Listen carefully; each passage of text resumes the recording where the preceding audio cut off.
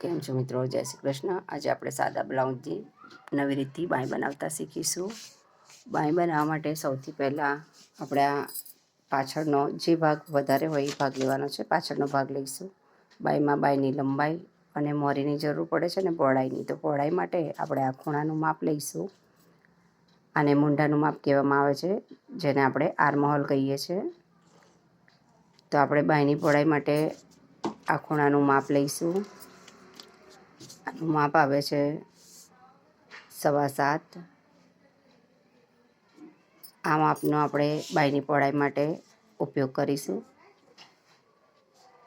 Complete 7.25 આપણું માપ છે.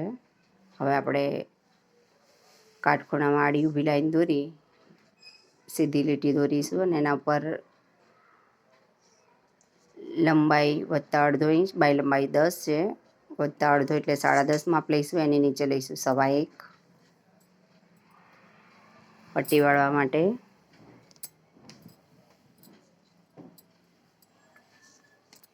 હવે એ જ માપ આપણે આ સાઈડેથી પણ લઈ લઈશું, બાય લંબાઈ +1/2 અને 1.25, જેથી આપણી લાઈન સીધી આવે.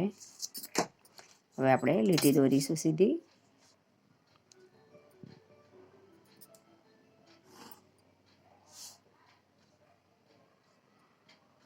બંને લીટી દોરીશું. એના પછી હવે આપણે પહોળાઈનું માપ લઈશું. આપણી આ જે માપ છે, આ ખૂણેથી આ પોઈન્ટ સુધીનું મૂંઢાનું માપ જે છે એ આપણું 7.25 માપ હતું. તો આપણે સૌથી પહેલાં અહીંયા 7.25 માપ લઈશું. 7.25 ઉપર નિશાન કરીશું. પછી આપણે 1.5 ઇંચ લઈશું. હવે 1.5 ઉપર આપણે નિશાન કર્યું. હવે આપણે 1.5થી નીચે લેવાનું છે 3 ઇંચ. 3 ઇંચ લીધા પછી આપણે સીધી લીટી દોરીશું.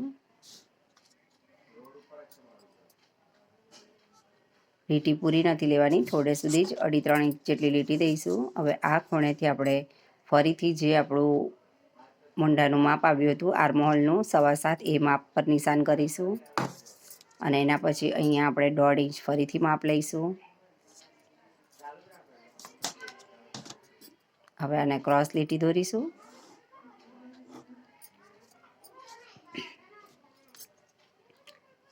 લીટી દોર્યા પછી આ રીતે આપણે પહેલાં આછો શેપ આપીશું. હવે આગળનો શેપ આ રીતે આછો આપીશું.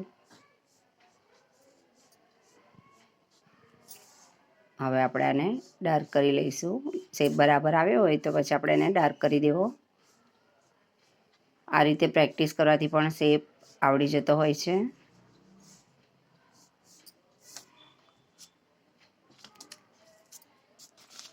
હવે આપણે લઈશું મોરીનો બીજો ભાગ.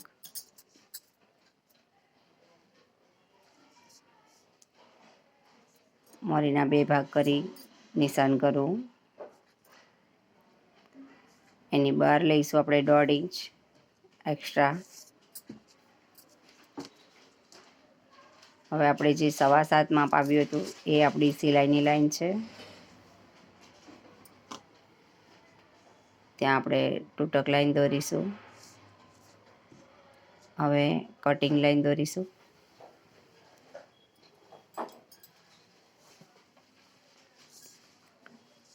આ વધારાનું એક્સ્ટ્રા માપ આપણે લઈ લેવું હોય તો લઈ લેવાય. ક્યારેક બાંય ટૂંકી પડતી હોય છે, ક્યારેક વધી જતી હોય છે.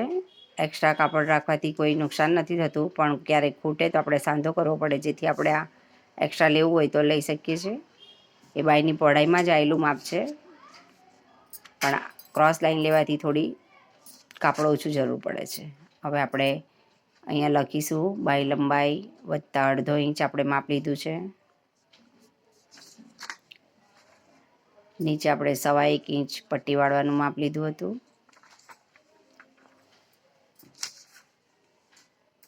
હવે આપણે બાયની પહોળાઈ કેટલી લીધી છે એ લખીશું. મૂંઢાનું માપ, આર્મહોલનું માપ, જે બ્લાઉઝની આપણે જે ફરમો દોર્યો છે એનો પોઈન્ટથી પોઈન્ટ માપ લેવાનું છે. આ રીતે આ પોઈન્ટથી આ પોઈન્ટ સુધીનું કટિંગ કરી નાખ્યું હોય તો પણ આ માપ લઈ શકીએ છીએ આપણે. એ માપ લીધા પછી એ માપ એક્ઝેટ એ માપ પર પોઈન્ટ લીધા પછી 1.5 ઇંચ એક્સ્ટ્રા લેવું, અહીંયાથી અહીંયા 3 ઇંચ લેવું. એ માપ લીધા પછી આપણે અહીંયા સીધી લીટી દોરવાની છે. પછી અહીંયાથી આપણે 7.25 પર પોઈન્ટ કર્યો હતો. આ બીજી વાર સમજાવવામાં આવે છે જેથી તમને કમ્પ્લીટ બાયનું માપ ખબર પડે. અહીંયા આપણે 1.5 ઇંચ માપ લીધું છે.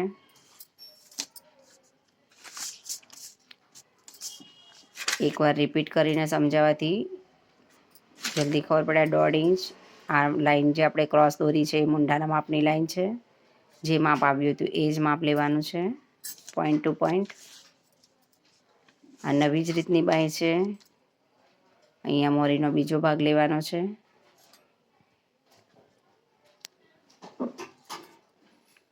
બધા દોઢ અહીંયા લખો તો પણ ચાલે, 1.5 અહીંયા પણ લખાય. જય શ્રી કૃષ્ણ. આ બાય આપણી તૈયાર છે નવી જ રીતની.